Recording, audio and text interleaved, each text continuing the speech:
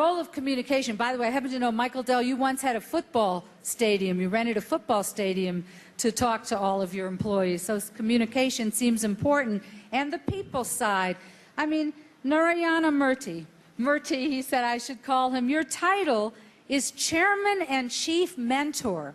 That says a lot about people. So I want to hear about that and about your values. Now, I have here Home Depot's value statement. Take care of our people, give back to our communities, doing the right thing, excellent customer service, creating shareholder value, building strong relationships, entrepreneurial spirit, respect for all people.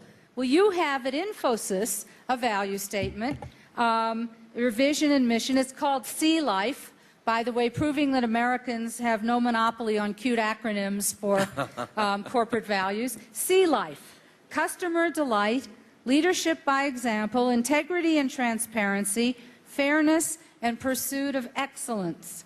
Now, these values were phrased a little differently, but they sound kind of similar. So I not only want to ask you about the role of values and what it means to be a chief mentor, but you're a company that began in Bangalore, India, and we're talking to another company headquartered in Atlanta, Georgia.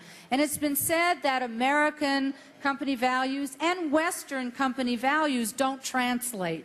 In fact, many Asian political leaders have said Asian values are different. Yet those value statements sound pretty similar. So where did your values come from? Are these Asian values or universal business values? And what does it mean to be chief mentor? You know, I believe that values that we all talk of are primarily universal. Honesty, decency, work ethic, making sure that your customer is happy. These are all universal values. So by and large, I would say that all our values have been taken from the best corporations that we have watched, that we have learned from. To me, the value system is a protocol for behavior in a community which will enhance the hope, the confidence, the energy, and the enthusiasm of every member of that community in every other member of the community. That's how you make progress. So I do believe that value systems are extremely important. Of course, in the corporate context, we talked about See Life, but we can summarize our values in a very simple sentence, and that is, the softest pillow is a clear conscience. As long as you have a clear conscience that you have not shortchanged anybody, as long as you have done the right thing by your customer, by your fellow employees, by your investors, by the society, by your vendor partners, you can sleep well. So I think that's the thing. Now, coming back to your question on mentoring,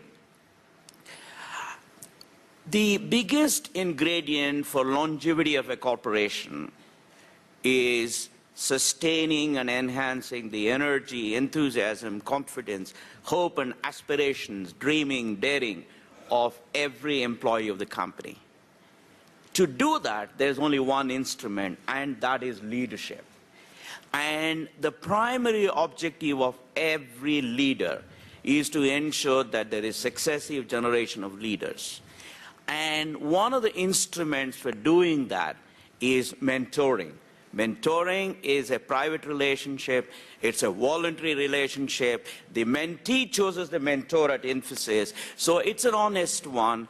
It's one where the moral dilemma, the value system, etc., can be discussed openly and honestly. And hopefully the mentor will use his or her experiential base to give some solutions. So do you have mentoring throughout the company, formally established, and you are chief? You're chief people officer? I am the first amongst the equals as far as the mentoring process is concerned. Okay. Well, now Infosys has been remarkably successful,